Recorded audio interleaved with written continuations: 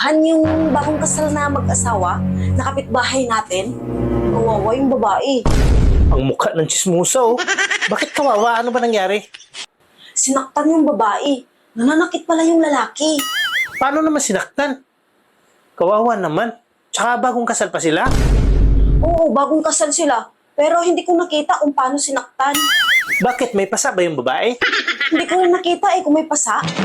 Paano mo nasabi na nakit yung lalaki? Eh, hindi mo naman pala nakita. Pagdaan ko kasi kahapon, narinig ko ang sabi ng babae. Huwag mo ipalo-palo sa mukha ko. Lumamalo pala yung lalaki sa mukha. Baka naman nagkatuwaan lang sila. Kasi nga, bagong kasal.